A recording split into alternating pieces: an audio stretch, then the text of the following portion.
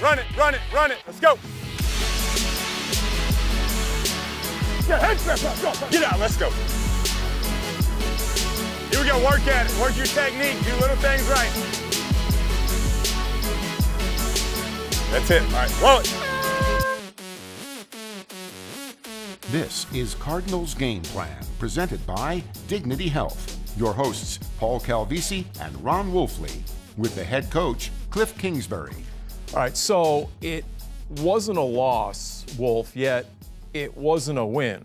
Welcome in, everyone. It was that third column, right? T for tie. It's just so weird, Paul. It really is. But you know what? I'll guarantee you the guys felt pretty good because they came from 18 points down to actually tie that game up. Second tie in the last 33 years for the Cardinals. How is everyone supposed to feel as we welcome in the head coach, Kliff Kingsbury? Yeah, I'm not really sure myself. It's the first time I've been a part of a tie in football, but you got to tip your hat to our guys' resolve and sticking together and playing hard till the end. Coach, I would imagine the mood was pretty positive in that first team meeting of the week, right? I think the appreciation for each other and how we fought together and nobody pointed fingers. I think guys came together in that moment, and I think that can help us down the line. Put it this way, down 18 in the fourth quarter, the Cardinals had lost their last 96 straight games in that situation. So it illustrates the magnitude of the comeback.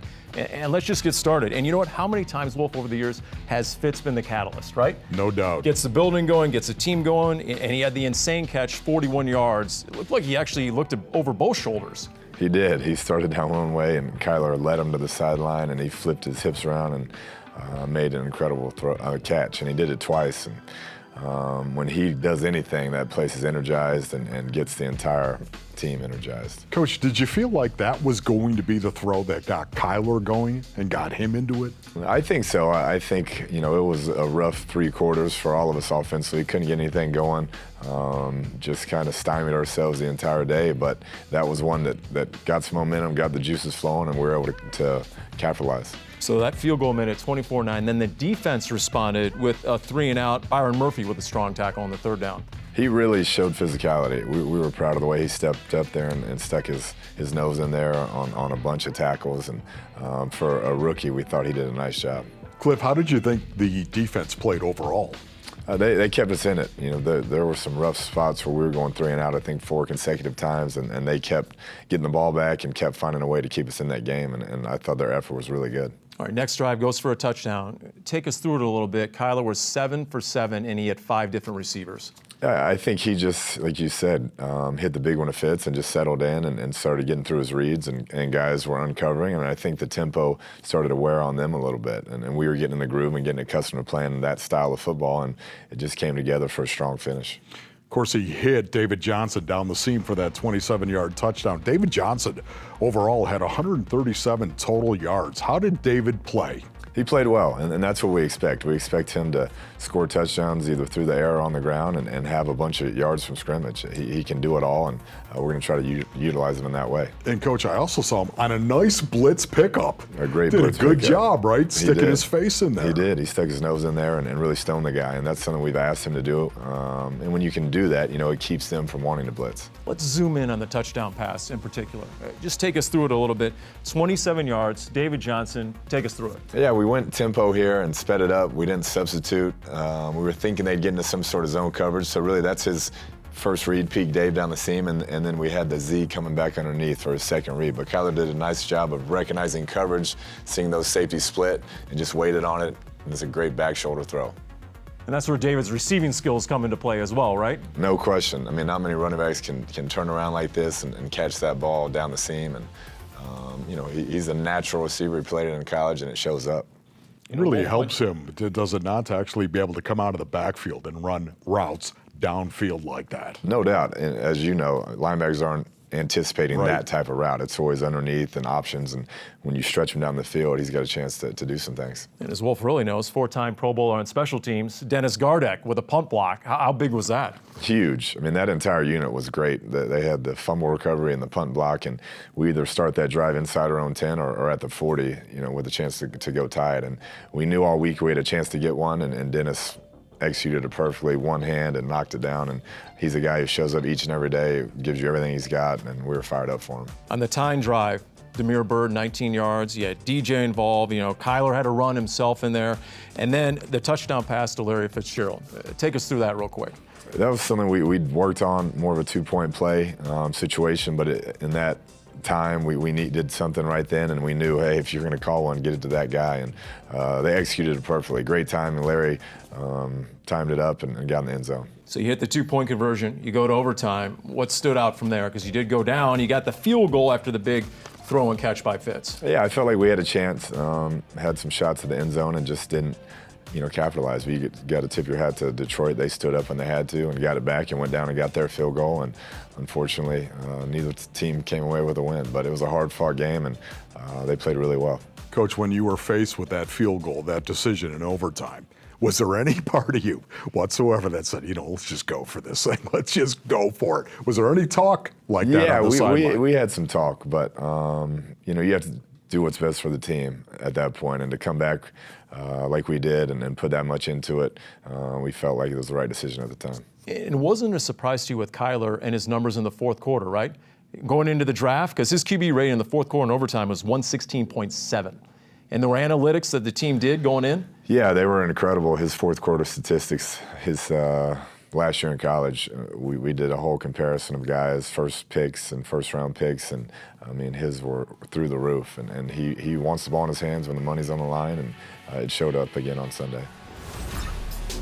Next up, more on Kyler Murray's performance, and we look ahead to Sunday in Baltimore when Game Plan returns. Cardinals Game Plan is brought to you by Dignity Health. Hello, human kindness. And by State Farm.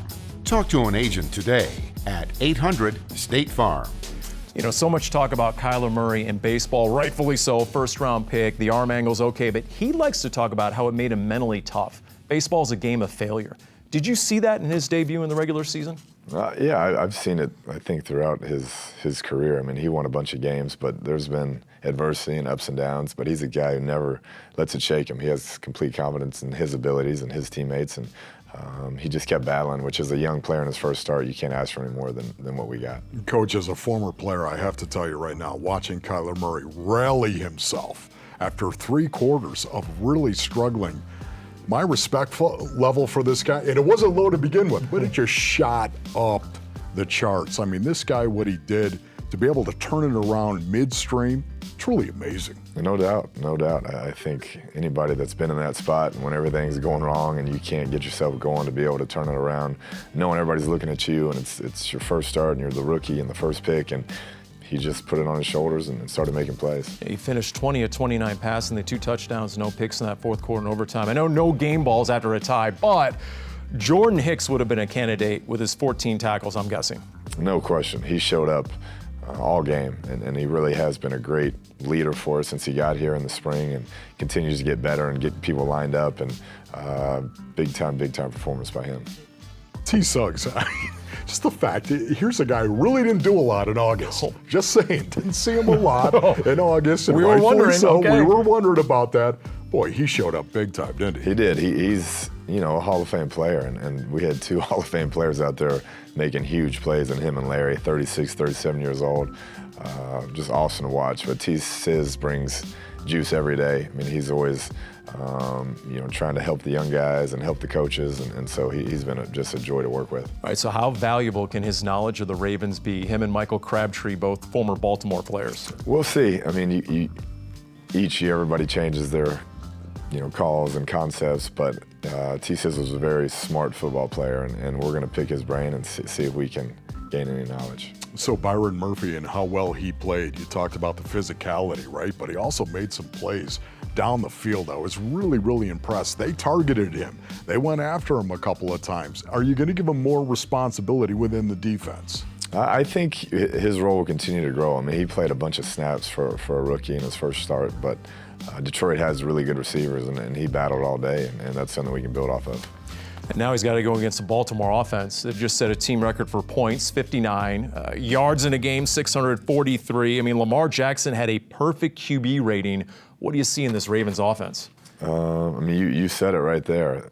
They were really, really good last week, and the ball barely touched the ground. He's really improved as a passer. You can tell he's taking pride in that. One of the most dynamic running quarterbacks you'll ever see, and they have a great scheme. They do a bunch of different things in the run game, offensively and then defensively. They've had a tradition there of great defenses and pressures, and it's a prideful team, and you can see they play that way. First road game. Does that mean anything? I mean, are you going to prepare the team differently because of that? We'll just, crank the music up a little bit louder, work silent count, and try to simulate as best we can. But nothing can prepare you for that until you're out there and operating in those conditions.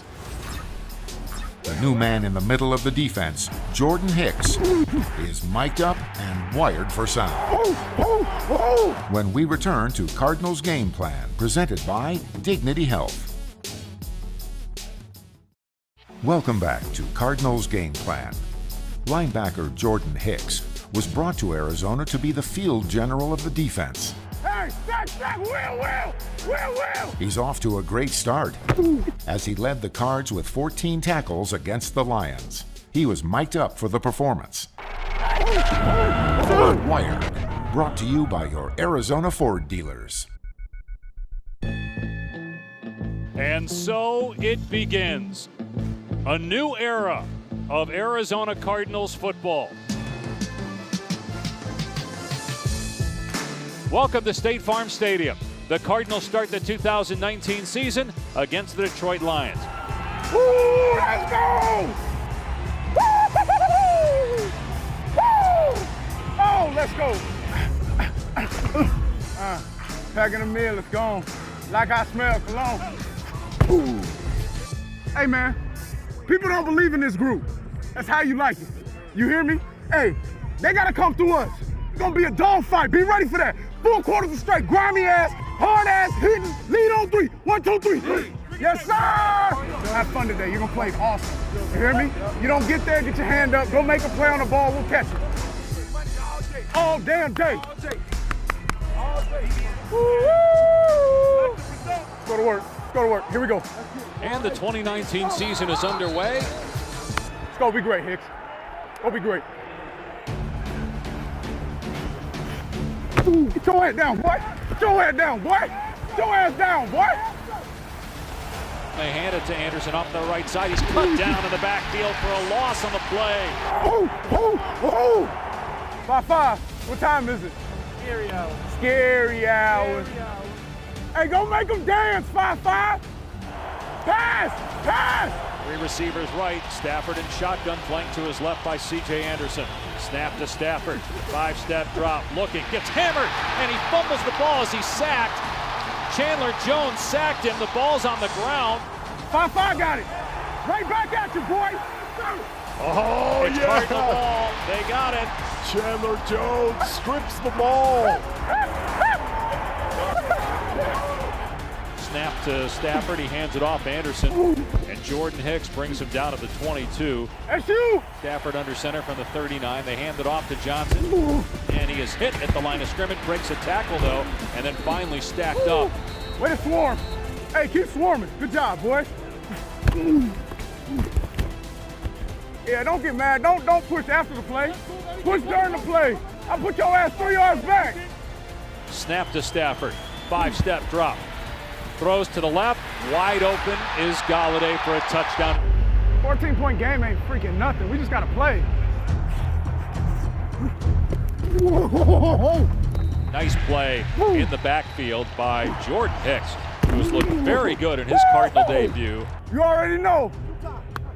4 receivers set, 2 right, 2 left. Murray back to pass, looking, throws it, middle of the field for Johnson, caught for a touchdown! Kyler Murray's first NFL touchdown, a beautiful throw to David Johnson. Let's go! Go win it, boy. Hey, go be special. Go be special.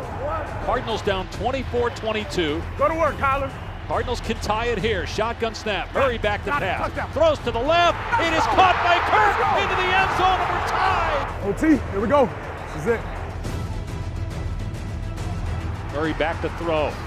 Blitz is picked up. Murray looking. Throws a deep ball left side for Fitz, who got turned around. Oh, he caught it, though, at the 25-yard line, and the Cardinals in business. Do your job. Good eyes, good leverage. Tied at 27 here in overtime. Stafford back to pass, in trouble. Hey, get in here. Gotta get off the field. This is where they can't win. 11 seconds to go. Stafford in shotgun. He's got the football, drops back to pass. Has time, now throws it near side. It is almost intercepted at the 30, but dropped by Brock with 5 seconds to go. Oh my goodness. The Cardinals and Lions finish in a 27-27 tie. Oh.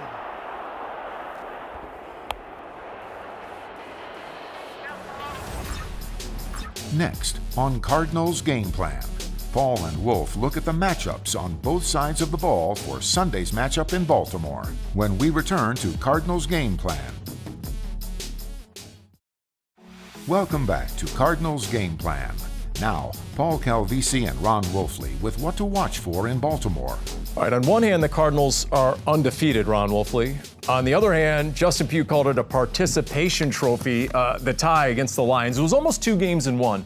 Against the Ravens, what kind of game are the Cardinals going to have to play? Boy, Paulie, this game is going to be decided on the line of scrimmage. There's no doubt about that. The physicality, it's something you and I have been talking about all training camp, all of preseason.